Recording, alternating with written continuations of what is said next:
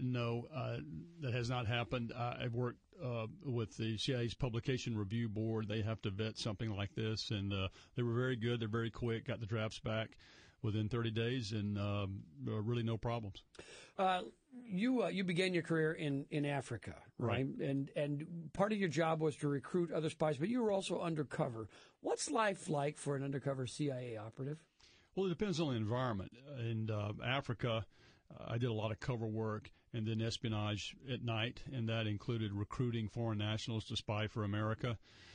Different types of requirements if you're in a very repressive, hostile environment where you've got surveillance constantly, places like Russia or China, and very different in places like Afghanistan or Iraq, basic war zones. When you say cover, does that mean undercover? Is that what you're saying? Yes, and you're doing work during the day, real work during the day, and then espionage at night.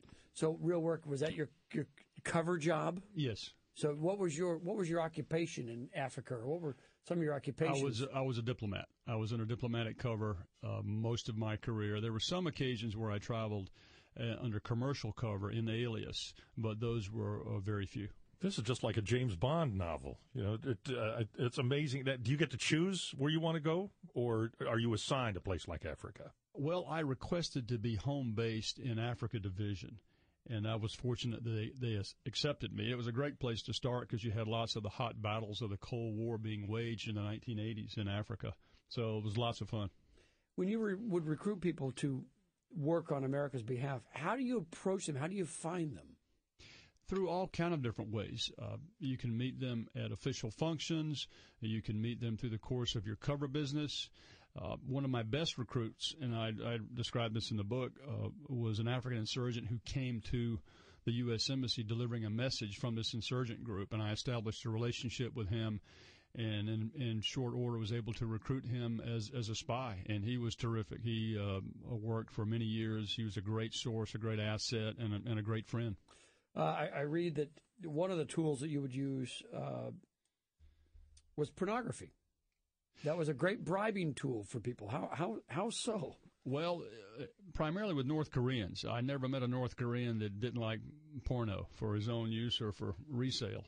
The motivations for foreign nationals to spy, it varies greatly. The best sources, the best spies, of course, are those that are motivated by a higher purpose.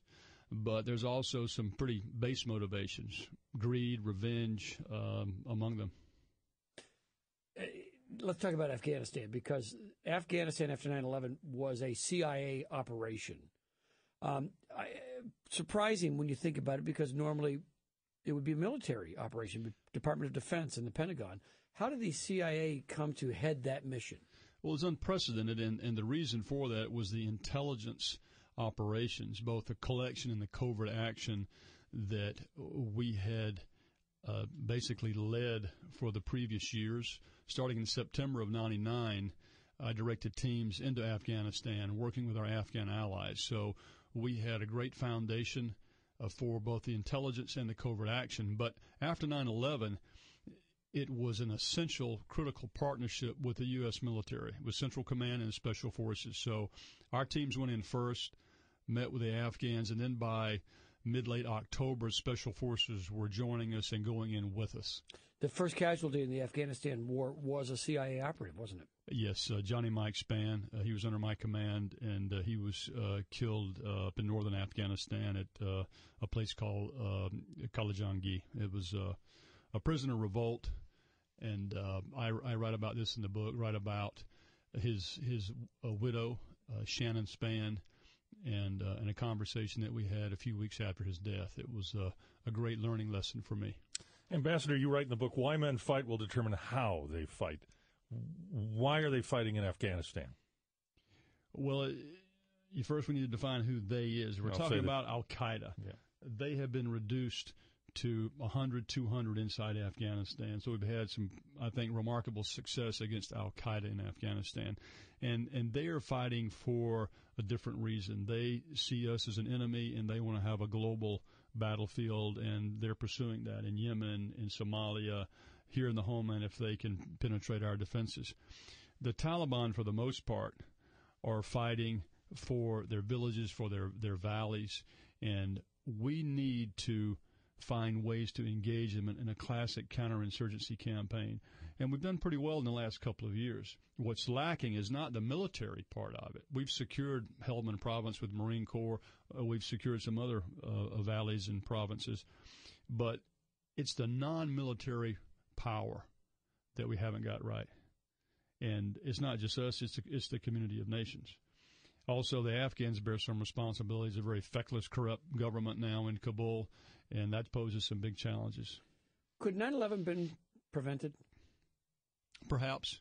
I believe if we had more resources, more authorities, and been more aggressive in Afghanistan prior to 9/11, as I advocated, particularly if we could have killed or captured bin Laden before 9/11, I think that we could have stopped. You had him at one point. You saw him. He was there. Yes, there were multiple occasions, in fact, when we had human sources. And bear in mind, the CIA in 1996 established an office devoted exclusively to the collection of intelligence and the pursuit of al-Qaeda. 1996. By 99, we were deploying teams into Afghanistan. And late summer of 2000, driven by some very good human intelligence, we flew a Predator over a compound near Kandahar, and sure enough, got bin Laden. But you couldn't get him.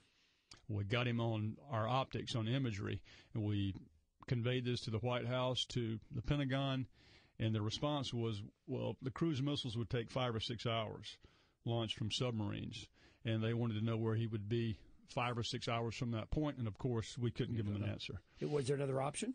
Well, out of frustration, we began to develop an armed version of the Predator, and with the help from some key people in the White House and Department of Defense and some great contractors, we strapped on an Army Hellfire missile to a Air Force platform under the command of the CIA.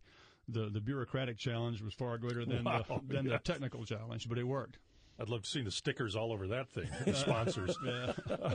But that's really predates the modern day drone right now, because that's almost how we're fighting the war, it seems, with these drones. Well, that's a great point and a concern that I have to some degree. I've been out of government now for more than 5 years, so I'm not up to date on the exact programs and mechanics. But in Afghanistan on 9/11, we had more than 100 sources in every province across the country. We had only 2 drones, one armed, one unarmed.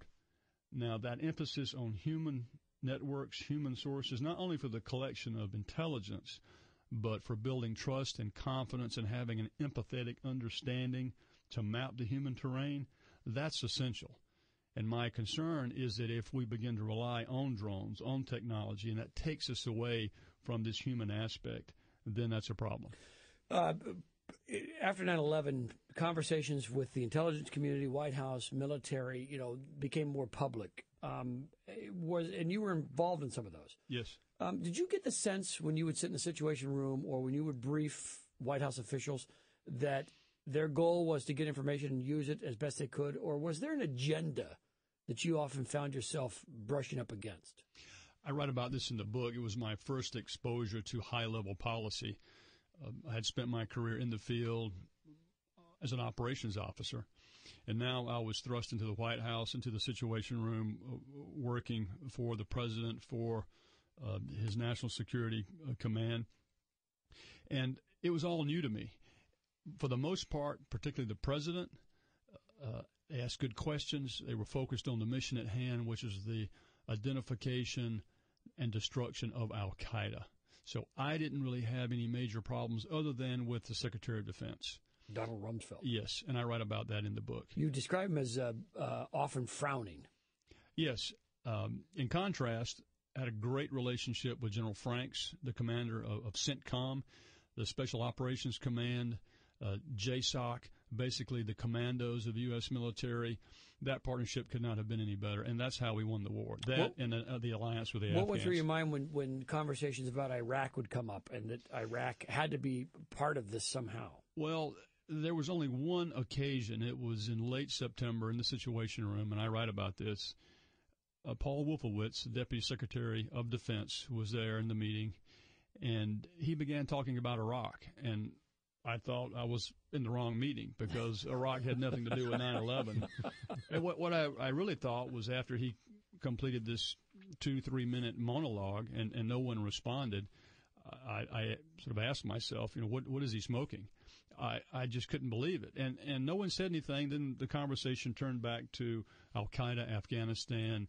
And, of course, it wasn't until much later that I realized that there was a plan to go into Iraq. Did going into Iraq, because you led the way into Afghanistan. Your team, it was your intelligence that CIA gathered, and you were put in charge of that. Did the mission into Iraq compromise the mission in Afghanistan? Certainly. I think by 2002-03, you had the National Command Authority focused on Iraq. Resources were going to Iraq, and we didn't finish the job in Afghanistan, which is why you've got 130,000 U.S. and allied troops on the ground there today. What should have happened? Should we have finished that job before Iraq? Did Yes. intelligence think Iraq was necessary? Well, I wasn't involved in the Iraq War, so I can't speak directly to it from firsthand knowledge. I do know that the CIA obviously made a mistake in the collection of intelligence and the analysis of intelligence on weapons of mass destruction. But I believe, based on what I saw, is that there was a preconceived agenda to go into Iraq by the policymakers, and that was a mistake. This is just purely personal, and I'm just curious. You were a spy, essentially. Were you married in Africa? Did you have kids? I met my wife in Africa. We were married. We raised 3 children in Africa in different countries, and it was terrific. It's just so strange. You can't go home at night and tell the kids I'm a spy. So they just think Daddy is a diplomat, and you go to work every day. You came home every day, but at night you retired to your room with all the radios on the wall and everything else. No, it wasn't a room. I was out on the street or out in the bush, meeting with my sources at night. But your wife knew you were what you were doing. Yes, absolutely. In fact, she was integral to many of the operations. Now, she's unpaid, unrecognized, but was just critical. Let's thank her right here. Yeah. Okay. When you file a tax return, your occupation, is it spy? No, I used my cover designation, of course. Yeah. I hope you had a note for that. But you say there are motivations, because I think every guy listening at one time or another, they've seen a James Bond movie, they've seen television shows, they think it's a glamorous life.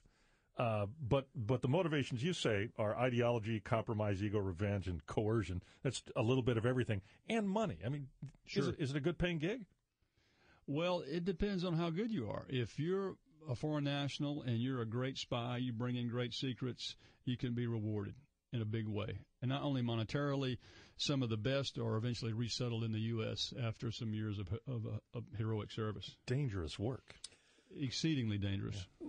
What's your assessment now of U.S. intelligence and the way we're fighting this global war on terror? It's, for most of us, it's brand new territory.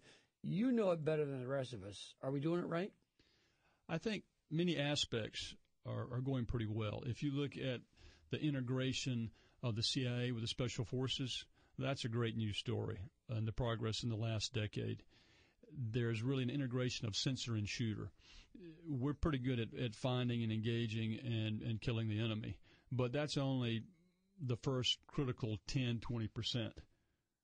Where we're really poor is securing those initial hard power victories. Yemen is an example. You've got Al-Qaeda expanding their safe haven in Yemen.